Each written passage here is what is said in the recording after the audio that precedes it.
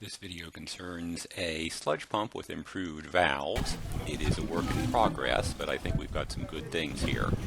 Here we see the original sludge pump, the Gulper, in 2017 in Malawi.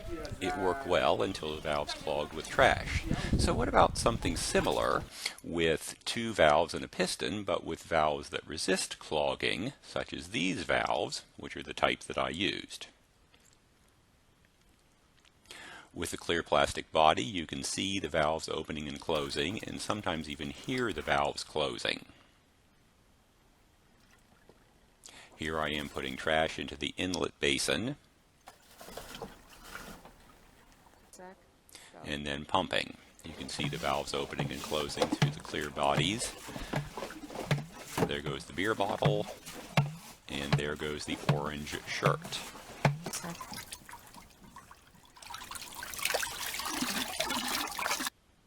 These are some of the items that have passed through the pump.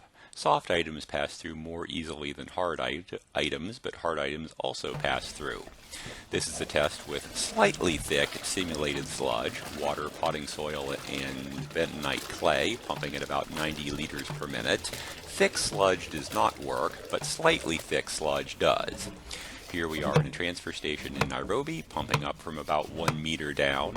Thin sludge, mostly free of trash. Pumping up from a meter depth is a little difficult, but once the liquid gets into the pump, it works well. Here we are on one of the two actual pit latrines that we worked with that day. I'm intentionally pumping slowly to minimize splashing at the outlet, about 45 liters per minute, or about 24 seconds per bucket. It would take about 33 seconds to fill a bucket with the pit latrine emptiers using their normal scoops, so this method is about 1/3 faster, or 1/4 faster.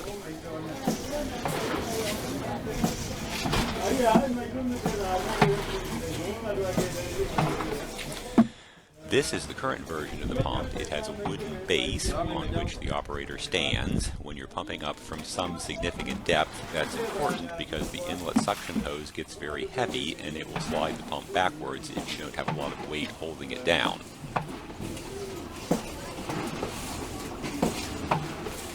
Pit latrines typically don't get emptied until they are nearly full, so the start of the process is always done at low lift. Once the pump gets primed, it pumps a lot better, so the priming process is always done under low lift conditions. There's also some liquid that's left in the hose. Spillage at the outlet is an issue for this version of the pump. I'm going to show you a method of minimizing that later in the video.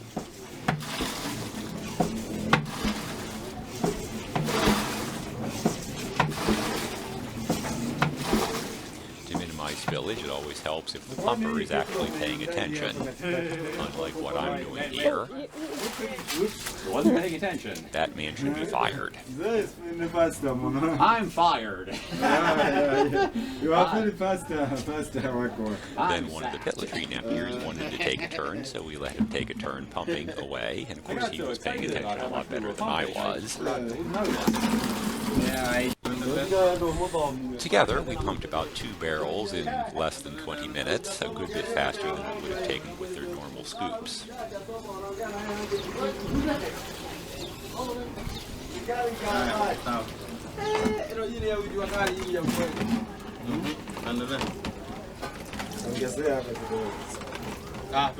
Here's the method for minimizing splashing at the outlet. This is a soft plastic sleeve that can go over the outlet tube, which minimizes splashing, and you don't have to use as much care. Once the buckets are full, they go into barrels, and then the barrels go to the transfer station where they get dumped through a trash screen, as shown here. When the tank at the transfer station is full, then the pumper truck can come along and take the sludge away. This seems to be a very practical method for doing the entire sludge management chain, that there's a lot of manual labor in the first 500 meters maneuvering through those narrow back alleys in the informal settlements, but then the pumper truck can do the bulk of the work carrying the sludge for the majority of the distance to the treatment plant. And of course it works best if the pumper truck has a cute name painted on it. Many thanks to Thomas Onsati, who is my right-hand man working in Nairobi. He works for Sanergy, so many thanks to Sanergy as well. And also thanks to the company that I work for, SEA Limited.